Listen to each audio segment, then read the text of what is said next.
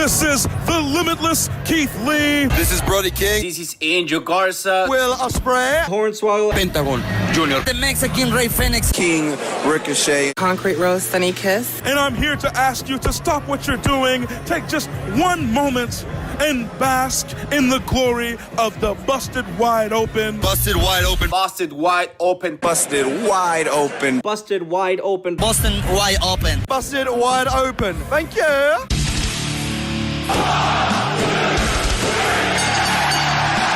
You're listening to the Busted Wide Open podcast, dropping the elbow on the hottest topics in sports entertainment and the world of professional wrestling. With your hosts, Nick Howell and Sir Ian Dangerous. Coming to you from the Orbital Jigsaw Network Arena in sunny Southern California.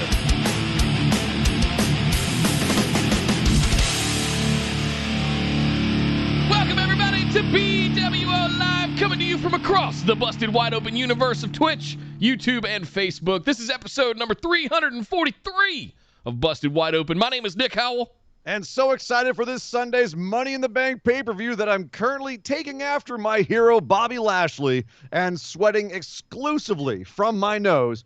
I am Sir Ian Dangerous, and welcome to the Busted Wide Open show. Yes, we are here to talk about the wrestling, the haps with the graphs. Monday Night Raw was last night, and there's a lot for us to go over, Nick. We have to discuss all of the ways that it went home to Money in the Bank, as well as some sad big news. But first and foremost, we do need to, of course, do a little bit of business, and then we'll get on with the show. Indeed, guys. Linktree.com/BWO. You guys know where to find us by now. Head over there, find links to all of our stuff. Like, share, follow, subscribe, do all the things, and the likes and the thumbs up and the follows, and you guys know how to do all that stuff by now. But we can't preach enough that we love that how much you guys share our stuff. It helps bring new eyes to the product, and we really appreciate it. And ears, for that matter. Ears are important. Yep. But a big shout out to all of our patrons and supporters, new members over on YouTube. Thank you guys so much for supporting the show, along with the bits and subs here on Twitch and your super chats on YouTube. It is the best way to support the show. If you want to rock some merch, because hey, we got live shows coming back, and you need to rep your boys at your live shows. Head over to bwomerch.com. Pick up a Cartoons, BWO Tunes tee, or any of the logo teasing products we have available over there. bwomerch.com is the place to get that stuff. Patreon.com/BWO to sign up for some exclusives, such as bonus episodes every single month, and the ability to ask our listener questions that we have on our BWO mailbag show, which we'll be doing immediately after the show tonight. So linktree.com/BWO is the one place to find all of that stuff, and we thank you guys for it. But yes, Ian, as you said, without further ado, we need to talk about, man, it was some sad news in the big news.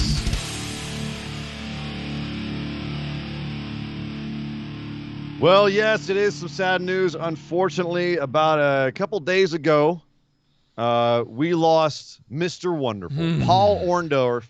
Paul Orndorff passed away at the relatively young age of 71, which is too bad. From dementia, actually, which he was actually a participant in that class action lawsuit brought against WWE, saying that it was underpaying people for their past injuries sustained while working for WWE, particularly head injuries. His son did say that he believed that his death was as a result of CTE, at least CTE related. Yeah. So, but Mr. Orndorff did work for WWE for about 5 years in the 80s. What's funny is he's mostly known for that era, from I think about 83 to 88-ish.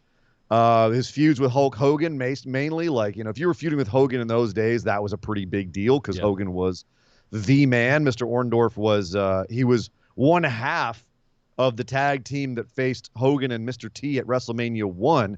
He teamed up with Roddy Piper. And then he had a match with Don Morocco at WrestleMania 2. He had a lot. He had a couple feuds with Hogan, as I recall.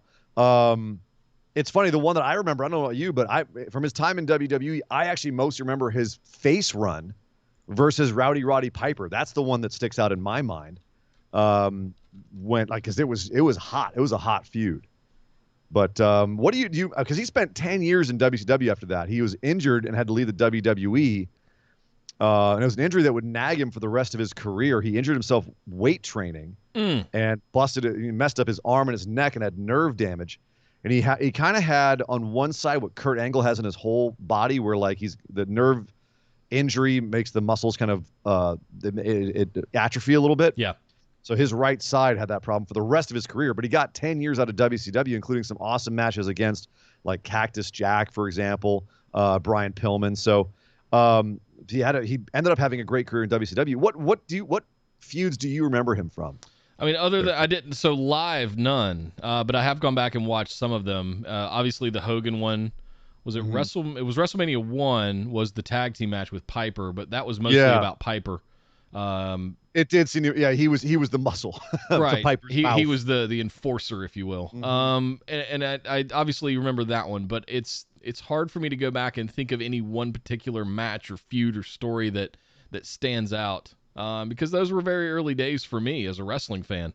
Right. Definitely have respect for the work and everything that he's known for. And if you've been watching any of the wrestling errata over the last couple of days, massive tributes from Hogan, from Punk, from Triple H, all kinds of people coming out to say what a great person he was, what a good man to the business he was. So it's always sad to lose one of the good ones. So it is. It makes icon. it sting a little bit more. An icon, exactly. Yeah. Rest in peace, Paul.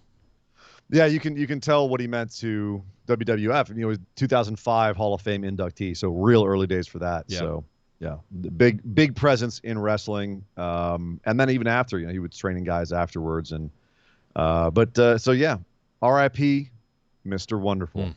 But we have more than just sad news today, Nick. We have actually a whole show to talk about.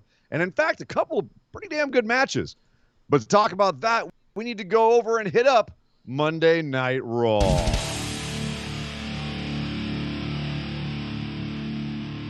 Oh, goodness. To kick things off here at the top, did this feel like a go-home show to you? No. Me neither. And I think that's the kind of the overall feeling that I have about Raw. It wasn't terrible. I didn't hate it. I just thought, Money in the Bank is one of my favorite pay-per-views. It's got ladder matches, there's briefcases and stakes, and it's going to drive narrative for all the way probably to WrestleMania next year potentially.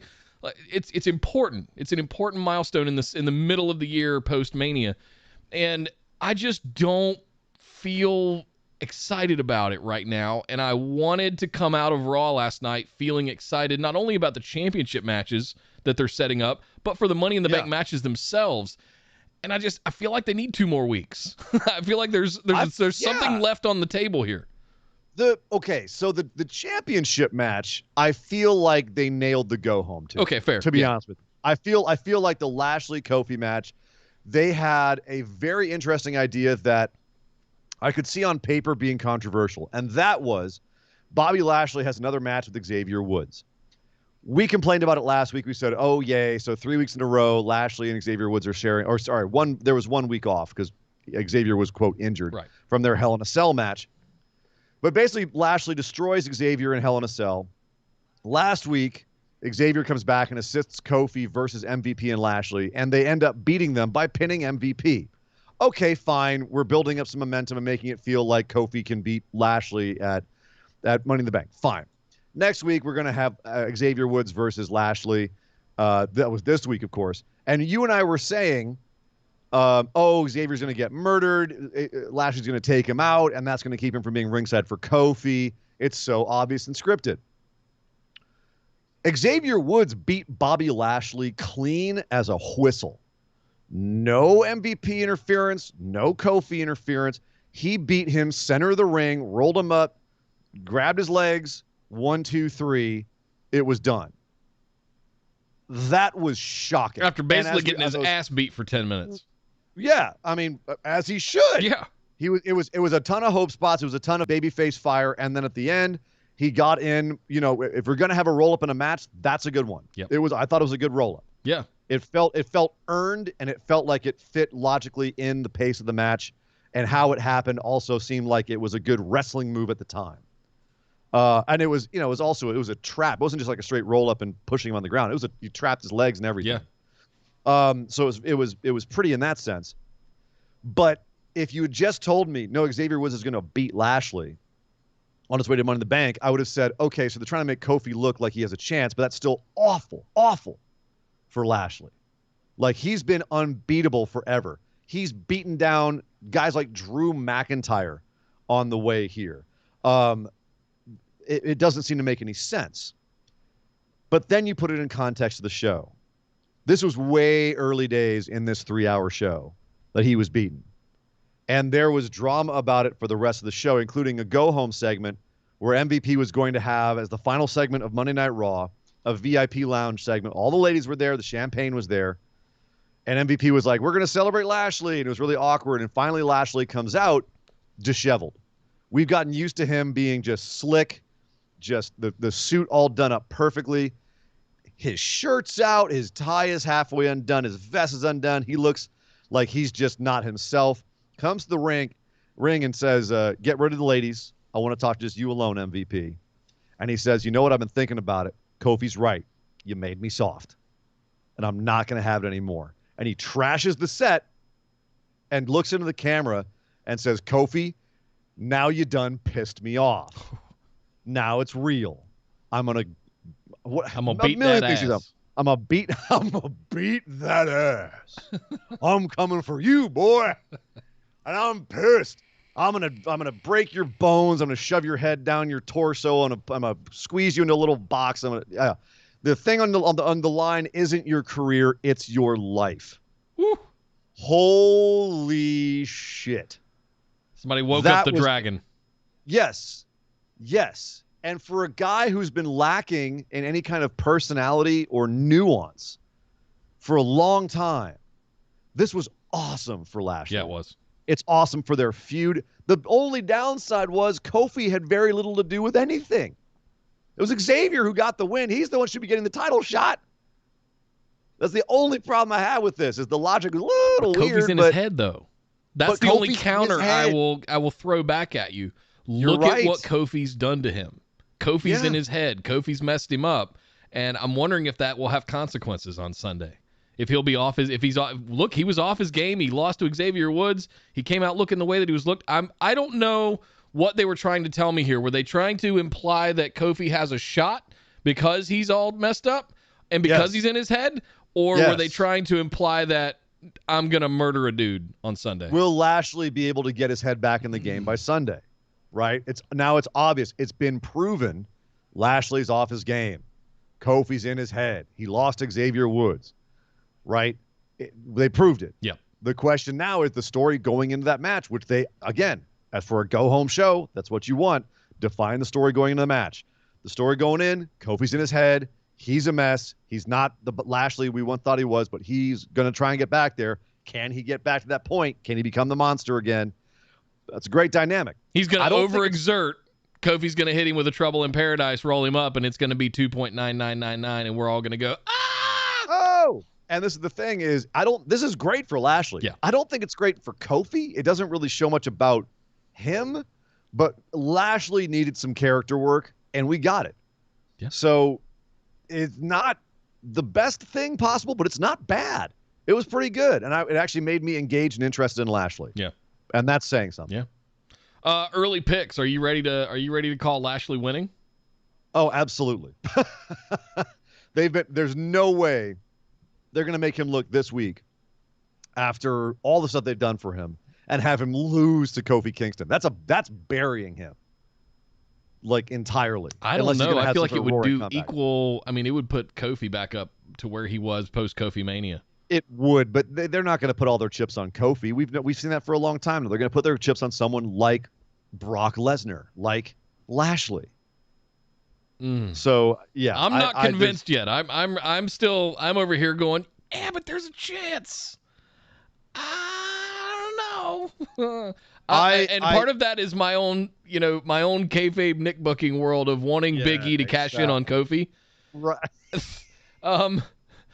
But the more I was thinking about it today, I was going, could this really happen?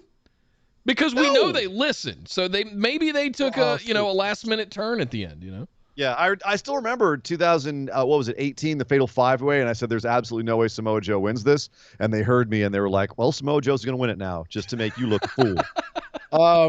So I'm not going to say there's no world in which Bobby Lashley loses, but 99.999% chance Bobby Lashley's coming home with that. Yeah, we'll see when we get to the pick'ems on Friday. We will. Wow. All right, well, let's assume Lashley wins. Kofi wins, and the world's wide open. Anything's possible. Yeah. But if Lashley wins, who's he got left to face? Nobody, and I think that's the point.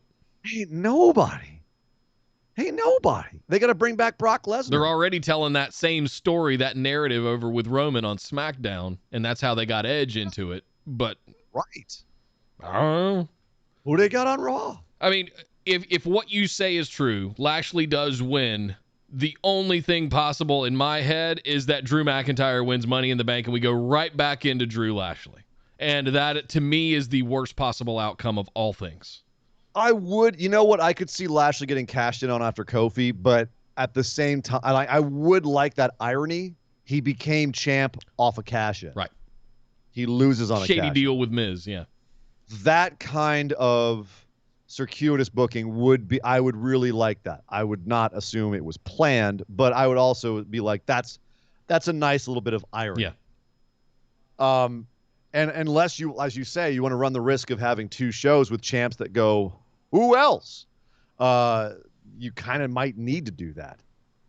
Get the title off of him, put it on someone who's more of a up for grabs kind of champ. Someone who anyone, on any given Sunday might get beat. I don't know. I feel like we've spent the first 8 months of the year. By the time we get out of this, we'll have spent the first 8 months of the year with Drew and Lashley.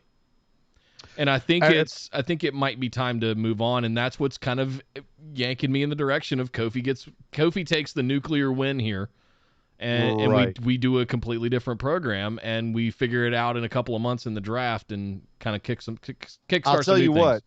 And this is pure markery. This is just someone who watches wrestling too much. If Xavier had gotten murdered by Lashley on this show, I might have believed that more. Lashley losing clean to Xavier Woods seals it. No, he's beaten Kofi. Seals the deal. Okay. To me. And I actually think we might if you want Ian booking, Lesnar going to come out. They said they had surprises for us at Money in the Bank. I would not be surprised. He's got a Braun Strowman undercut and ponytail now and a beard. I know. That's a good look for him. And I see you, Costanza, over there in the chat saying you're sick of Lesnar. But you're sick of the Beast running away with the title and leaving for months, Lesnar. And fighting Roman Reigns. What would you think? Right. Well, that Roman Reigns. That version, yeah. But what would you think about a Brock Lesnar coming back to have a feud with Bobby Lashley? Face turn Bobby Lashley? Face turn Brock. Oh. With his Viking skullet in his beard. Like, I think people would be hot for that. I think people forget how over the Beast in the Bank was when he had the boombox. Like for the brief, the audience turned him face for like a month, and WWE was like, "Shit, get rid of the boombox. Yeah, get rid of it. It's too easy to turn him face." Yeah, that's a good point. And him coming back against Lashley, people would be hot for that feud. You and I would. Yep. Oh, I think everybody Holy wants crap. to see that. We've been wanting that for what feels like 20 years now. Lashley's wanted it for years. Yeah. Lashley and MVP wanted it for years. If it's within WWE's power to buy Brock Lesnar back to WWE, I'm going to tell you right now, he starts with the Lashley feud, and next year's WrestleMania is Lesnar versus Reigns. But this time, it's reversed, with Reigns as the big dog, the true big dog, running the company, and he's got all the marbles.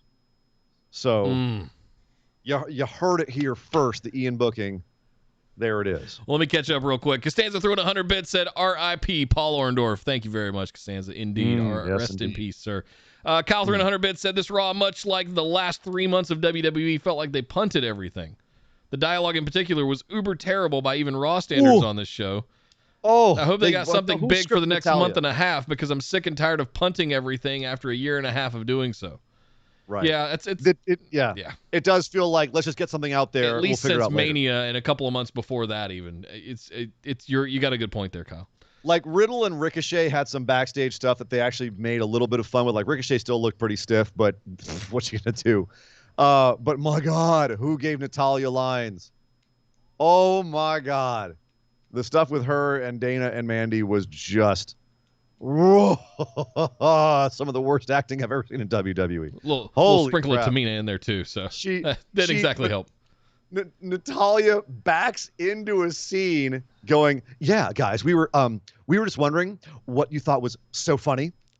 Oh my God. That was awful. That was WCW bad. But yes, like agreed. Lots of punting. Costanza throwing another 100 bits said, to quote R-Truth, he gonna get got. He gonna get got. Referring to Kofi. Kofi gonna get got. Sunday. Woo! At least they hopefully give him more than a 7-second match. Right.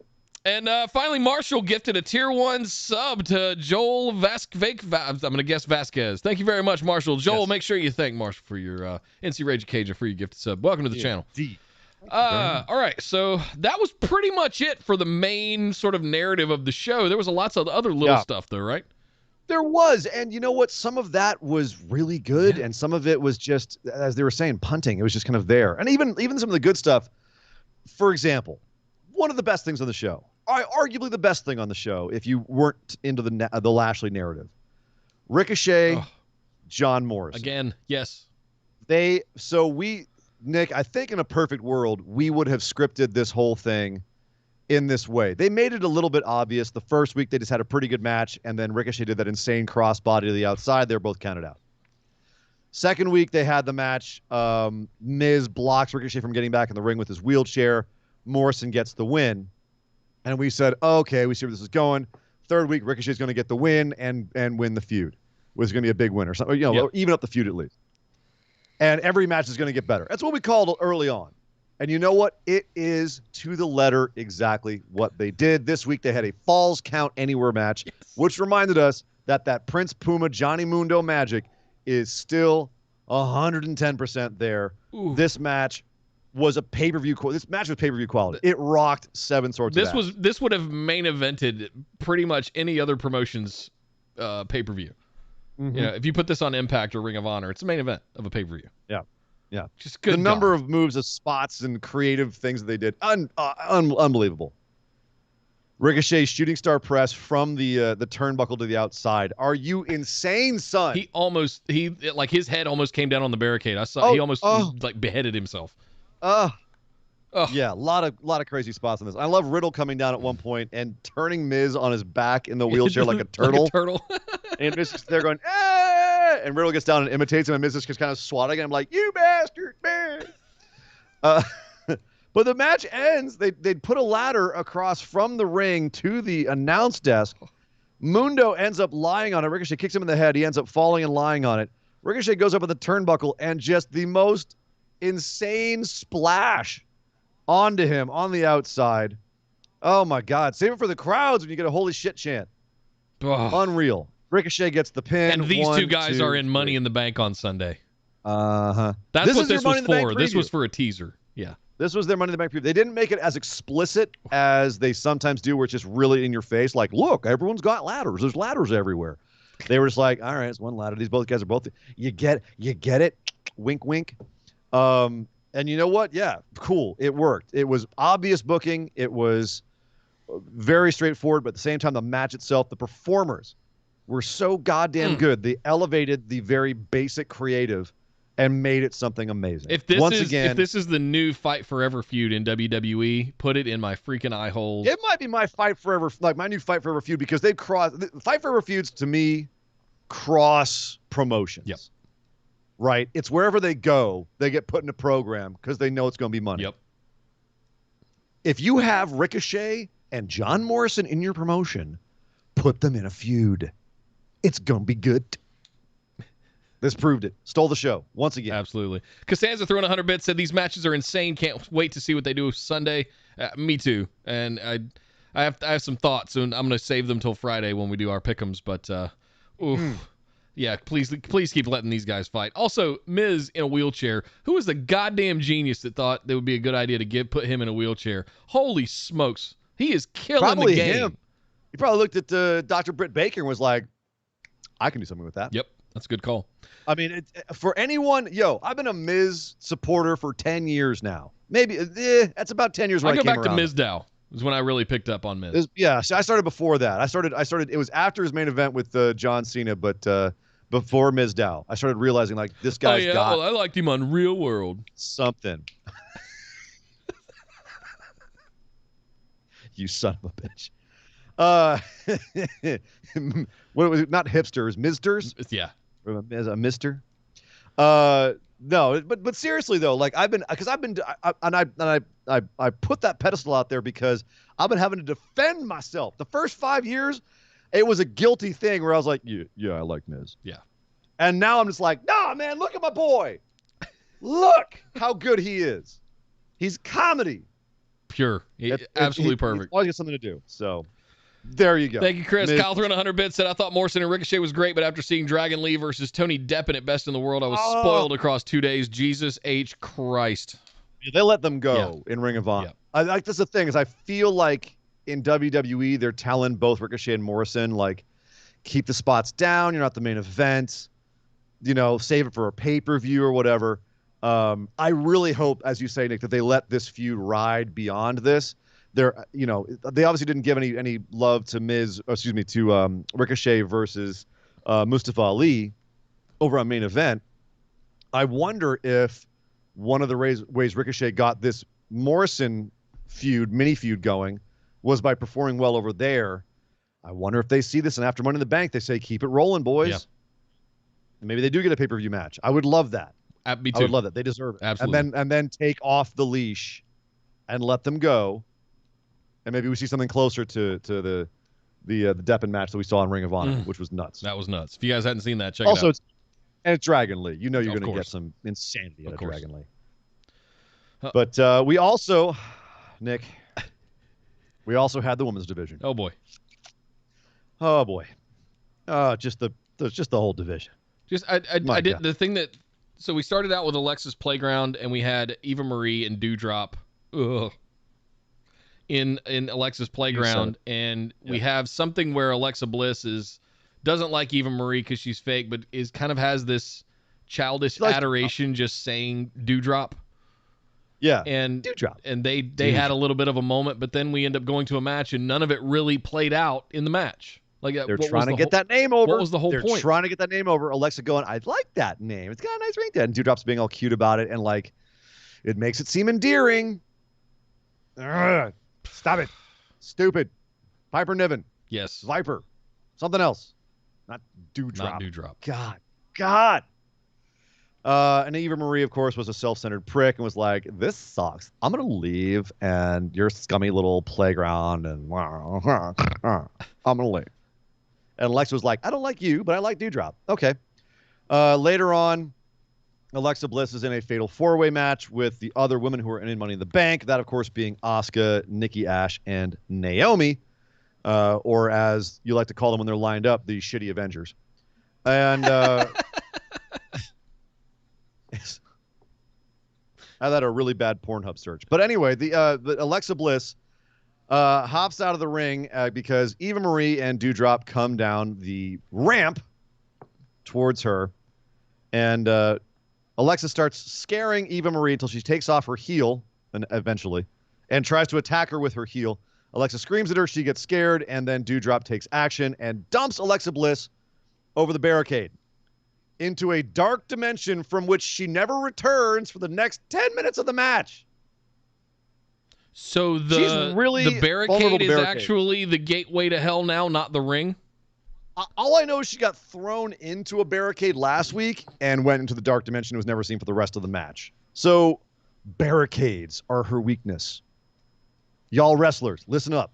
Women's division of Raw. If you're scared of Alexa Bliss, throw her over a barricade. Barricades. Yes. Barricades. Kyle 300 bit said, I thought Riker versus Elias feud was a bad idea in front of fans, but Eva versus Alexa in front of fans? Oh, dear God. Boy. Hide the produce and get the dump button ready for audience cursing. Oh, my God. Remember, guys, it's this is stupid. Clap, clap, clap, clap, clap. Yeah. That's the cadence. Luckily, there was an actual match going on at the same time. Nikki Cross, Asuka, and Naomi went on and continued to have an actual wrestling match. A good wrestling match. It was good. It was pretty good. Yeah. For for the time they were allotted, there was some good. The reversal sequence between Asuka and Nikki Ash at the end of the match was nice. That was good. With Nikki actually finally figuring out how to pin Asuka. Like tried 3 different roll-up combinations. Asuka trying to get the Asuka lock on. It was a very nice finish to this match. But Nikki Ash pinning Asuka clean center of the ring, making up for last week getting pinned in the center of the ring, which I still say was a really, really, really dumb booking decision. But at least they had her come roaring back with this. 50-50 booking, yes, but it was a really good win over a former multiple-time champion. Yeah. I feel like Naomi has nothing to do. Oh no, Naomi. Like and watching her wrestle and stall in between chain wrestling moves is just kind of gut-wrenching. There's no fluidity to her. I don't know what happened in the last couple of years. Something's off. And I don't know if she's just throwing in the towel. She's never been the most fluid chain wrestler. She's got a sequence of moves that are really good. What I'm saying is, I agree, but when you put her in the ring with people like Nikki Cross and like Asuka, like it shows because they're so good at it. They're so smooth. They're smooth as hell, and it exposes weaknesses on Naomi a little bit. Yeah. Yeah. Otherwise, I don't know why she was even in this match, frankly. Well, it's because she's in Money in the Bank, Nick. Yeah, well, it's the go-home show for Money in the Bank. Oh, really? I didn't know. Well, all these women are in Money in the Bank, Nick. But no, but the bot, like, you're right. Naomi was pretty much irrelevant to most of this match. She showed up once in a while, but it was really more about Nikki Ash was a lot of times the center of attention. Asuka as well, when we're not dealing with the comedy nonsense outside. But Nikki Ash is kind of it's their new character, and it's up to them to make it live or die. Like, Asuka's got her legacy cemented. She's like AJ Styles right now. I'm not worried she puts over someone here and there. Yeah. You can bring her back to the main event scene in no time, and she'll be fine. Naomi, I feel, is someone who she had a couple of chances, and they just didn't want to pull the trigger on her, and now she's just kind of stuck in lower mid-card limbo. Fine. Nikki Ash is the new prospect now where you can say, are they going to... This gimmick is ridiculous. But with her behind it, it could get over with fans. Yeah. I truly believe that. Me too. With the conviction in her promos for this and just her presentation of it, I truly do believe it can get over. But she's got to win. And if she loses, it has to be for a storyline purpose. So her winning this week was a good comeback from last week when, as you recall, we were pretty pissed because what are you doing? Yeah. You can't have this character lose. Exactly. So at least she won. Never mind. I thought we had another call. Never mind. Continue, sir. Well, good. That makes us even closer to talking about Drew McIntyre, who's also in the Money in the Bank ladder match. So as you would expect, he would hype up that ladder match by having a feud with Jinder Mahal. Over a fake sword. Last week, Jinder stole his family sword, or so we thought. Come to find out, it is in fact not the family sword. It is a replica. And so when Jinder Mahal came to the ring with his boys and destroyed the sword, Drew McIntyre popped up on the screen saying, Jinder, up here, Jinder. He actually said it. And Jinder looked up on the screen, and there was Drew hanging out with Jinder's nice motorcycle, because Jinder has been coming in kind of like the American badass, or I guess in his case it's the Canadian badass. Although they want it to be the Indian badass, but we all know the truth. Right. Coming in on his nice, beautiful motorcycle, custom made from plastic, apparently, because Drew pulled it apart. Just started ripping shit off the motorcycle. Oh, you're going to break my family sword, are you? Well, then I'll break your beautiful little bike. I mean, there was fluid coming out of it when he ripped the gas tank off, and I kind of went... Well, that must mean it's a real bike then, Nick.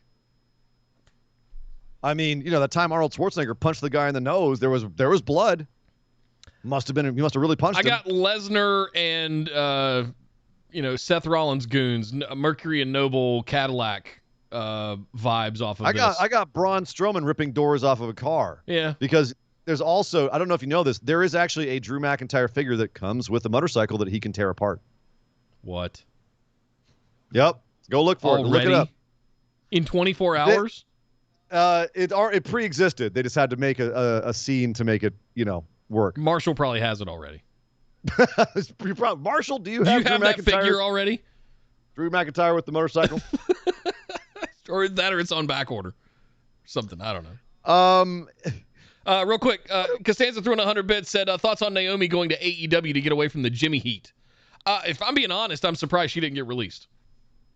And that's no shade at Naomi, but wow. I'm surprised. No? Well, I mean, if they've got nothing for her, they just released all those people. That's the context I'm speaking in. Like, well, they got her in the Money in the Bank. That's not nothing for her. She's in Money in the Bank. But pretty much any woman who's still in WWE at this point has something to do because they're running out of women. Yeah.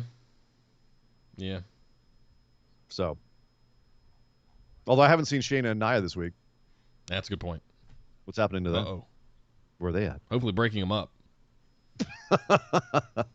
You know what? You're not wrong. How Nia Jax still has a job is beyond me. You're not wrong. What? Because she gets a big fan reaction. She goes out there and looks like a believable monster. Sorry. She does. Yeah. Does more harm than good. She can cut a promo. When's the last time she injured somebody? Anybody? Been at least a year. Not since Kairi Sane. That was it. Last one. She's been safe since then. She's been on TV almost every week. Yeah. Kyle throwing 100 bits said, I seriously need WWE to stop putting Drew in segments designed to promote new toys. The bike Jinder has looks exactly like the break apart bike toy they put out and came apart the same way. Yep. Literally the same way. And Marshall apparently does not have the toy. Wife won't allow no more big toys until he finishes the man cave. Well, that sounds fair. That sounds fair. I can't. Imagine you're Drew McIntyre. You just came off a hell of a run. I often do. Right. Imagine you're sleeping and you're dreaming of standing pantsless in the Highlands in the winds of Scotland.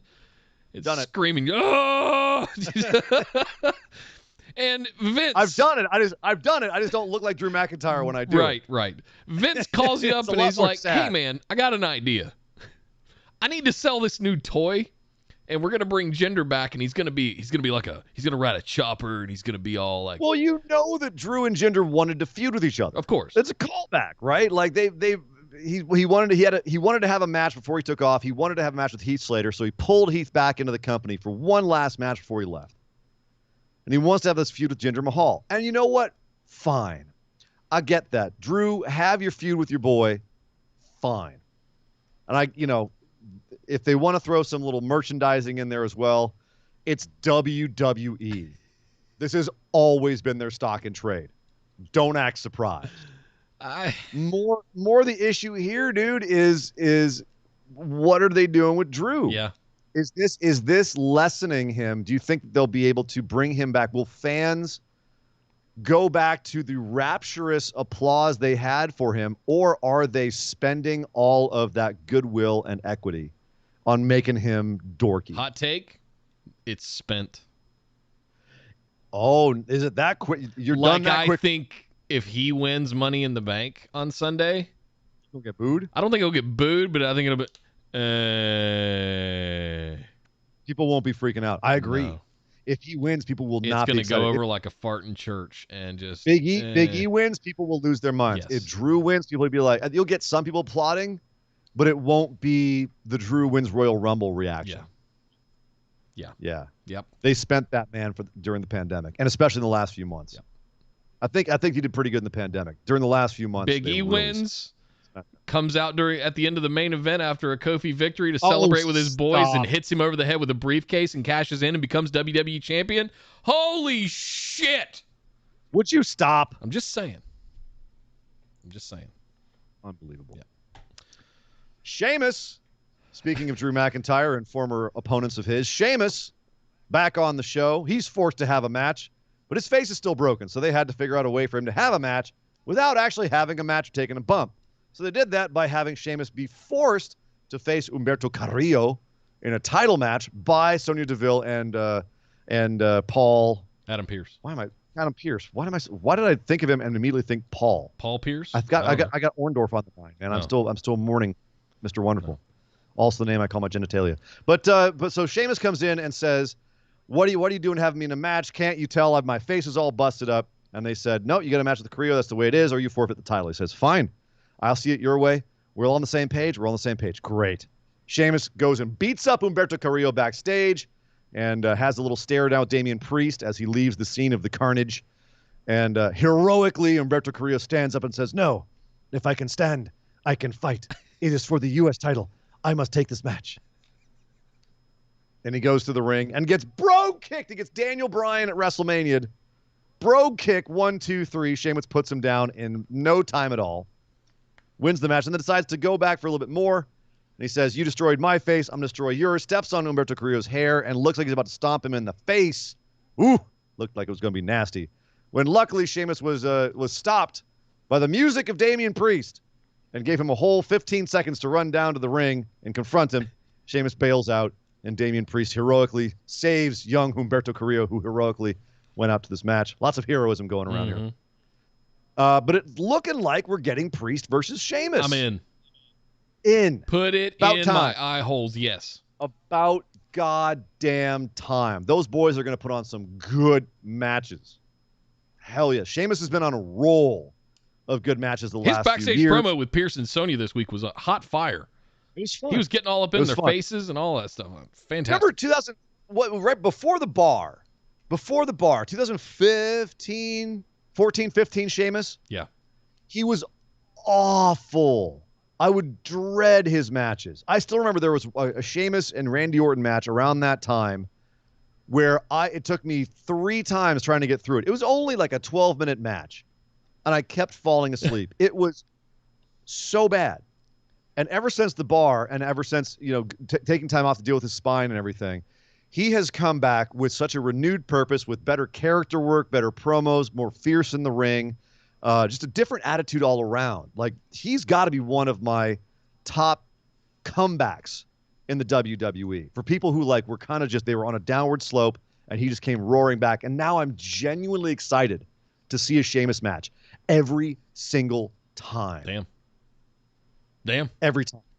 Damian Priest and Sheamus? Yep. Costanza said the same thing with 100 bits. Said Sheamus versus Priest feud. Put it in my eye holes. In my eye holes. I don't know what JB said to him when she met him, but she did something to get his mind straight. I'll have to ask her what she said. You send a fiery redhead up to talk to an Irish guy, and they're going to lose their minds. So maybe that's the motivation. I would ask her right now, but she's literally on set right now with John C. Reilly. I am not making that up. Damn. So, yeah. Go JB. So, let's see what else we got today. The Viking Raiders, your boys. War Machine. Oh, sorry. War Machine. They had, as we often do with these tag team feuds, we had 2 singles matches on one show. We had Ivar versus AJ Styles. AJ underestimated how nimble the big man is and ate a pin. So, of course, 50-50 booking. Poor little Eric, who couldn't beat anybody in Raw Underground, had a match with the bouncer and got his ass handed to him by Omos. He rocked Omos a little bit, and finally Omos said, "Okay, enough's enough." Huge choke power slam. It was beautiful. Nice. Omos is great. Yep. Omos is great. This booking is boring. Yep, totally. It's just this is not what I want to see AJ Styles doing, if I'm being completely blunt. Or Omos. Or War Machine. Or the Viking Raiders. Yeah. It's just there. Yep. And I truly do hope that when we actually get the match, it won't just be AJ Styles sells for 9 minutes, Omos comes in and wrecks house for 1. That's exactly what it's going to be. I truly hope they find a more interesting way of building that match than that. I really do, because as you say, War Machine deserves better, AJ deserves better, we deserve better, and Omos, I think, can do more. Yeah. I look at Omos saying where's one of those open challenges that he needs to walk out on, and you can see the title holder just oh shit. Yeah, oh crap. I'm regretting this already. But AJ Styles should be in the championship picture all the time. Period, hard stop. and Viking Raiders. He doesn't want to be. He wants. He said in an interview this week, he's like, I want to step back a little bit, put some guys over. But even on commentary this week, they were putting him over as the fastest guy in WWE history to ever become a Grand Slam champion. And I'm like, well, yeah, that's what he should be doing. He's eating a pin to a Viking Raider. They've got to keep him sounding good on commentary. Yeah. Just keep him primed. It's like they were putting Asuka over as being a world ender. She had a pin to Nikki Cross. So that's what you got to do. If you got someone who you want to keep at least somewhere in the realm of that, you bring him back up, break in case of emergency. Right? Yep. Finally, Rhea Ripley had a match with Natalya. Why? Because it's good shit, pal. We're just that lucky. That being said, it was fine. I actually thought this was a good match. There. Yeah, you know what? It actually was. Natalya did the chemistry between the two of them in the ring is actually really good. Natalya's hit or miss sometimes. Rhea has been hit or miss.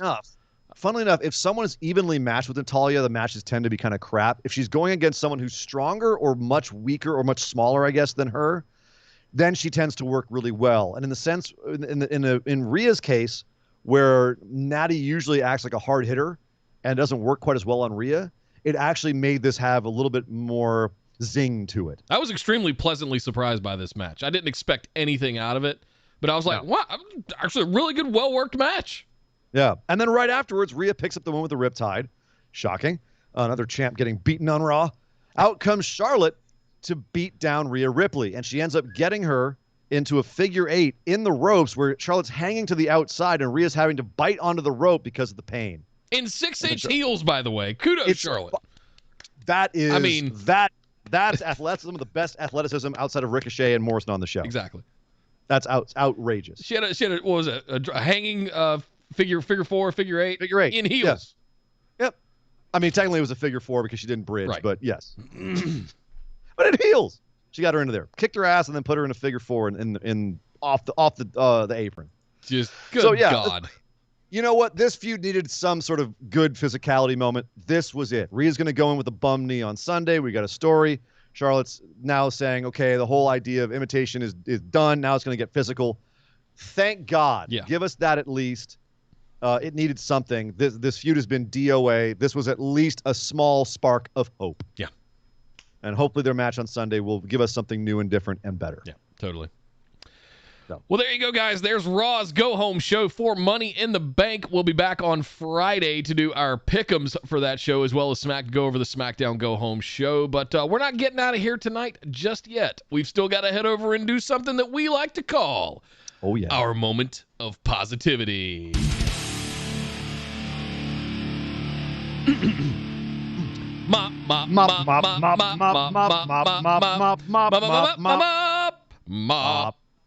The moment of positivity. That's the time on the show where we like to talk about something that made us happy over the last few days of wrestling.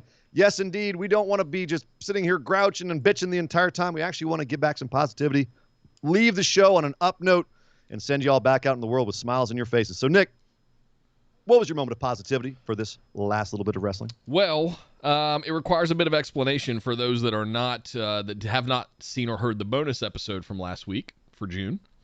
It actually has to do with our bets that we made during our bonus episode last week. So, in case you weren't there, we made bets on where certain WWE releases would end up landing. And we knew that we probably had until the end of August for 90 days to deal with most of those, but not all of them. Nope. Chelsea Green appeared on Ring of Honor over the weekend, and neither of us picked that. I picked AEW, you picked Impact, mostly for a lot of the same reasons, and neither of us were right. So she went to be the biggest fish in the smallest pond, is what she did. Yeah, and you know what? More power to her. Agreed. And I mean, the news is that she hasn't actually signed a contract. She's working without a contract for the time being. So we may have to circle back on this one at some point. However, as nice as it is, or as shitty as it is that I have to keep the Nia Shrine, you lose your get out of jail free card on one of the bets. And I think that was one of your more clever ones that you lost. Thank you. Yeah, that was the one I I was hoping I'd get that So one. that's my moment of positivity is that you lost your get out of jail free card. Oh, thanks a lot. Thanks, pal. Jeez, what a dick. What a dick. What was your moment of positivity, Surrey and Dangerous? Well, it's certainly not you being happy. My moment of no, Ricochet Morrison. Of course. How could it not be? Prince Puma, Johnny Mundo reuniting once again and killing it in WWE. How could it be anything but that? Ring of Honor did put on a really fantastic show this weekend. I will admit I haven't had a chance to actually watch the whole thing yet. I've seen the highlights of a few matches, but it's been a hell of a time down here ever since everything opened back up. Yeah. But yeah, for me, Ricochet, John Morrison tearing down the house. These are our boys for a long time now, Ricochet especially. So it was awesome to see them get to show up and show out again on Raw, and every week just get more and more of the leash let off of them, and this week just really tear it down. So absolutely, my mop is Ricochet. Tune in next John week. Morrison. What crazy move will Ricochet do on John Morrison? No, Adnan, you're fired. Come on. Last week we got had the rid of you. springboard plancha over the barricade. This week we had shooting star press over the ring post where he almost Yes. beheaded himself on the barricade. Like, what is he going to do next?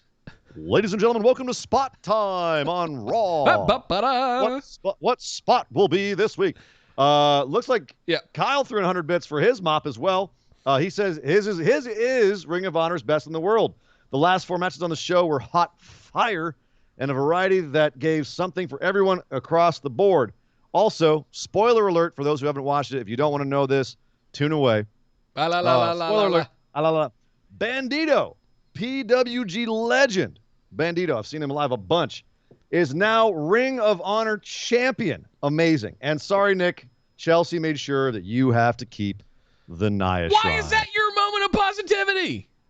It's mine too. Oh. Oh. He threw another 100 That's like- bits and said, I want to see Rhea beat Charlotte Sunday with a figure 4. They ain't gonna have Charlotte tap out. No. Charlotte's not gonna tap out. Beat her with a riptide or whatever her Cobra clutch thing is. There'll be some sort I of don't know, nonsense. whatever her not inverted sharpshooter looking thing is. Oh my God! Can you imagine the molten fire if Charlotte wins? Can you imagine I think it's going to happen. that place going to burn everything to the ground? I think it's going to happen. Early call, hot take. Early call. Kyle, if you hear like a little Yeah. off in the distance, that's Kyle's head exploding. Yeah. It is in Texas. It is in Texas. So He spontaneously can burst. boom! You just hear this from off the distance. It's just his whole body immolating. It still registers like a 2.2 on the Richter scale in California, and they're like, "Was that a quake?" No, that was Kyle Cotton actually. His head No, exploding it's- in Texas. Exploding like Rorschach at the end of Watchmen. Just Guys, don't go anywhere. We're going to take a quick 10-minute break to get the questions all in order for our BWO mailbag show. It's an AMA show. Hang out. It's a good time. It's mine and Sir Ian Dangerous' favorite thing that we like to do with you guys. It's a blast. Always a good time. Thank you guys for sending all the questions in. If you haven't gotten yours in, you got about 10 to 15 minutes to get yours snuck in. If you are a patron or if you're ever on YouTube, you can hit the little join button right underneath the video. Sign up for just the $5 tier. That's all you got to be in, and you'll see the question pop up in our community boards. So you can fill in your question there.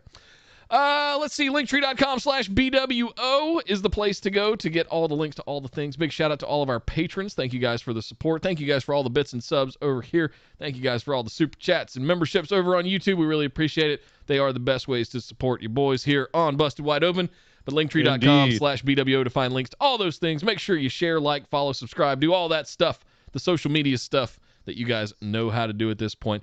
We'll be back. Let's call it 5 after the hour for the BWO mailbag. But until then, my name is Nick Howell. You can find me on Twitter at DataCenterDude. And I am Sir Ian Dangerous. You can find me on Twitter at Sir Ian Dangerous. But my God! Would somebody stop the damn match? This show is part of the Orbital Jigsaw Network. For more episodes, subscribe to us on iTunes, Google Play, or Stitcher Radio. For details and show notes from each episode, check us out, orbitaljigsaw.com.